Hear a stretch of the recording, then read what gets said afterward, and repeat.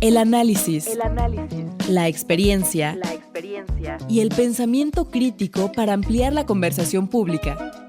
En Imer Noticias, primera emisión. Primera emisión.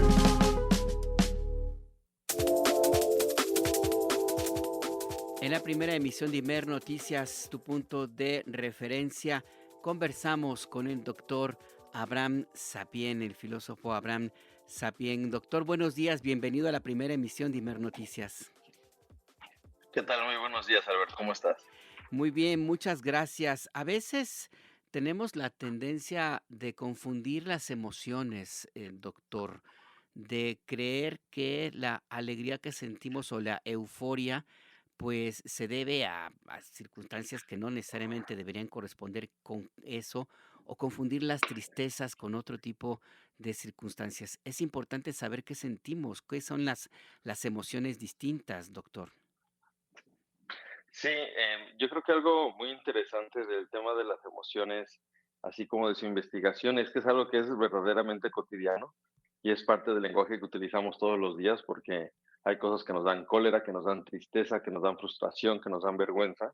Entonces, tener un poco de indagación y claridad sobre qué significan cada una de estas verdaderamente puede ayudarnos a descifrar la solución del día a día. Y una de las diferencias importantes que se ha hecho en la teoría de las emociones es distinguir entre aquello que estructura una emoción, aquello que hace un tipo de emoción particular, que es lo que hace diferente al enojo de la ira, y por otro lado, aquello que nos causa directamente esa emoción, porque podemos distinguirlos y notar, por ejemplo, que a veces un mismo tipo de objeto nos puede provocar distintas emociones. Digamos que mientras que a alguien una araña le da miedo, a otra persona por una situación muy particular le hace acordarse de una situación, lo hace remembrar y le da nostalgia. Entonces ahí podemos notar cómo exactamente la misma situación que provoca una emoción puede provocar otras para diferentes personas, igual que, digamos, mi mamá significa para mí y esa misma persona significa madre, pero para mí y esa misma persona significa hermana. Entonces, aunque sea el mismo objeto, las emociones pueden diferir en aquello que nos provocan y lo interesante después es entender cómo diferentes emociones pueden ser provocadas también por el mismo objeto.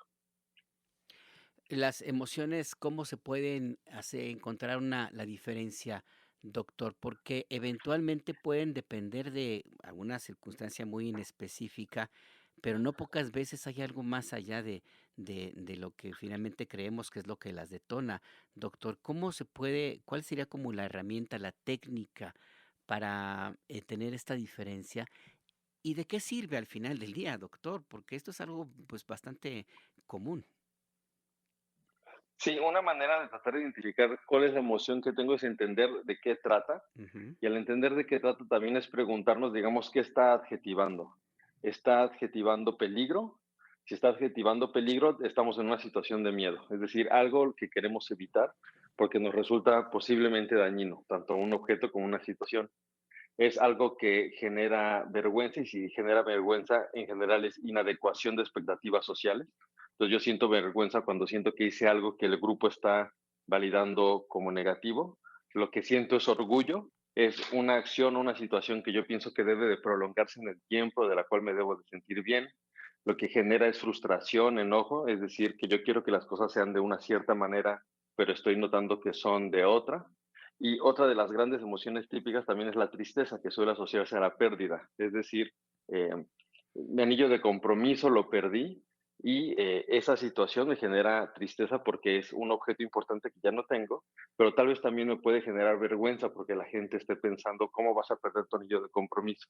Y también miedo porque puede ser que eso implique una conversación incómoda con mi pareja de la situación en la que la perdí. Y ahí podemos empezar a notar cómo un mismo evento puede hacer un despliegue de emociones distinto.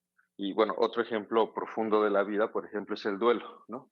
Cuando una persona fallece y la relación hacia esa persona queda interrumpida y empiezo a perder también una cierta noción de quién llora yo por esa persona, a veces ocurre que al mismo tiempo que puedo tener una muy profunda tristeza, en situaciones donde tal vez alguien estaba profundamente enfermo, también siento un cierto alivio. Entonces ahí vemos como el mismo evento, por un lado, nos genera algo que nos hace sentir mejor, pero también que nos empeora la situación. Y ahí podemos, al tratar de entender los diferentes aspectos de una misma emoción, ver que diferentes acciones van a poder ayudarnos a sobrellevar diferentes aspectos del mismo evento. Porque también las emociones han sido objeto hasta de una especie como de culto, doctor Abraham Sapien. Hay quien, no son pocos los creadores, por ejemplo, que a lo largo de la historia han planteado que algunas de sus obras más emblemáticas, algunas inclusive hasta casi de veneración, surgieron a partir de un estado emocional distinto al que podríamos llamar como la normalidad, doctor. Esto también formaría parte de lo necesario de analizar, doctor. Y si me permite, ahora mismo le hago otra pregunta sobre lo que es la normalidad. ¿Hay normalidades emocionales, Sí, doctor? sí, algo que se ha tratado, me parece, de combatir desde hace un cierto tiempo en la teoría de las emociones es romper la brecha que se generó más hacia el siglo XIX y los anteriores, tal vez un poco resultado del romanticismo, de pensar que hay una oposición razón-emoción, Ujú. que de alguna manera la razón es un proceso controlado, frío, digamos, y que la pasión es otro que nos acontece, sobre el cual no tenemos tanta facilidad de maniobrar y que es irracional y que produce cosas inesperadas. La versión actual de ver las emociones no es tanto así. Se piensa que son mezclas de racionalidad y también con sensorialidad. Es decir, algo que ocurre en las emociones es que estamos teniendo un estado fisiológico que tiene un contenido semántico. ¿Qué quiere decir esto? Es como que sentimos algo en la tripa, pero que tiene significado. Es decir, así como la palabra rojo describe ciertos tipos de objetos en el mundo, la palabra ira refiere a ciertos estados físicos que suelen tener un cierto significado de cómo desearíamos que las cosas fueran, pero que no están siendo. Entonces, al hacer eso, nos damos cuenta que si hay una racionalidad en las emociones, en la medida de las que las emociones tratan de algo y tratan de darnos, por así decirlo, información relevante sobre nuestro entorno. Entonces, ¿qué es lo normal? Lo normal es que si alguien nos ofende, nos enojemos. Es Ujú. decir, parece adecuado a una situación de ese estilo actuar así. Si perdemos algo valioso, lo normal es que sintamos tristeza. Es decir, las emociones son unas formas complejas de interacción con los ambientes que hemos logrado nombrar a través de la palabra emociones y subcategorías como tristeza, enojo y demás, que son formas en donde a través del cuerpo y nuestra cognición logramos entender qué está ocurriendo con nosotros de maneras complicadas, complejas y situacionales. Y al escucharlo también entonces entiendo que ahora mismo estaríamos en un proceso de dejar de demonizar, por ejemplo, a las emociones, de idealizarlas al mismo tiempo, sino aceptarlas como algo tan intrínseco a los seres humanos que las traemos, querramos o no, doctor. Esto también es una circunstancia muy distinta, como usted nos ha comentado, esta idea de que el razonamiento tiene que ser necesariamente frío y calculador, doctor.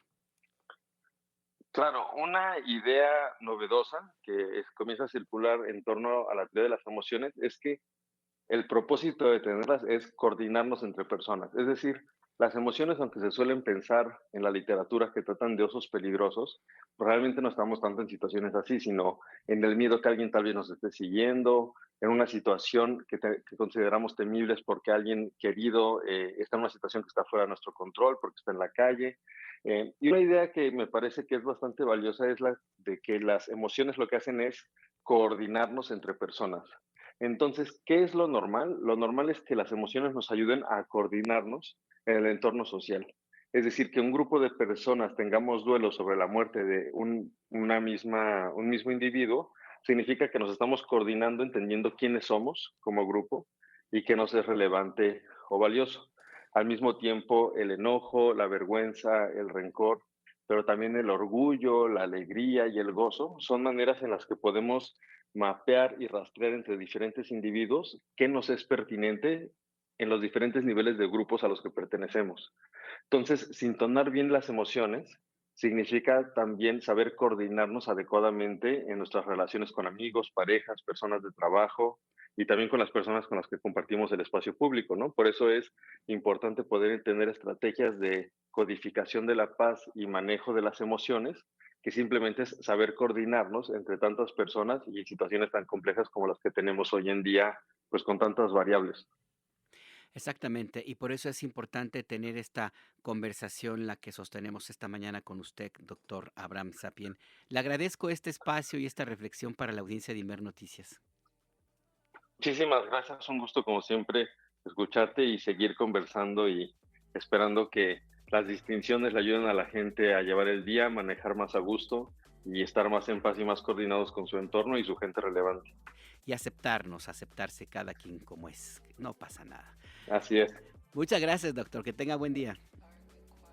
Hasta luego, excelente día y un saludo a todos. Hasta luego.